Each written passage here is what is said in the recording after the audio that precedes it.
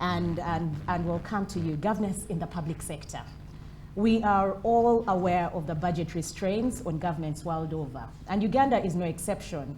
Budgets have been cut. PSST is always on TV saying there's no money. What advice would you give to our board within the public sector whose entity has not received any budgetary release and yet is under so much pressure to have the strategic plan implemented? You're a board member in the public sector, no financing, but you must work. Talk to us about that. I think I have a short answer. You do nothing. But but I think you're on that board so that you are creative. You must find solutions to see that your organization steers through to the best way it can.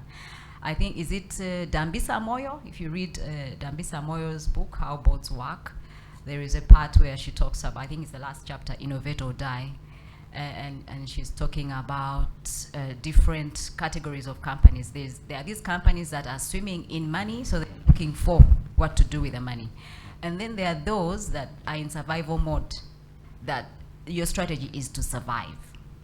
So should you find yourself in a situation where you don't have money, but you must just survive, then you map out a strategy to sail through that survival mode. I think she uses the analogy of a bus.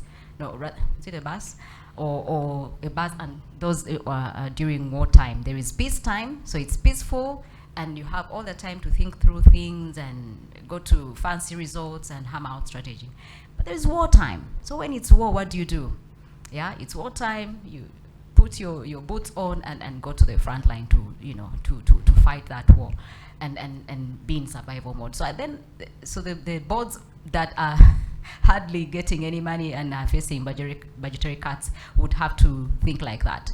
So you reprioritize to say what is the most important thing right now, maybe in this quarter, maybe the next quarter. So it's about reprioritizing, but also I think look out for partnerships. It's in that book, I think still Dambisa is saying that, is it the National Archives of the UK? They partnered with a technology firm, and they've gone techno. Who would have thought? I think the institute is 100 years old. It was always full of white old men.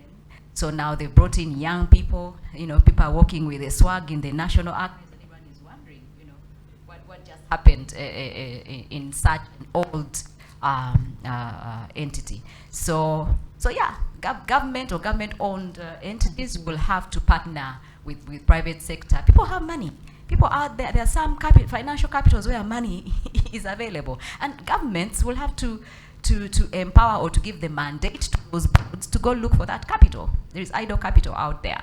I think the other one is the Hong Kong Railway, which has also partnered with private sector. It's owned by government, but you partner with private sector to bring the capital and deliver public goods to the citizens. I think those would be some of my ideas. Okay, thank you very much, Ruth. Very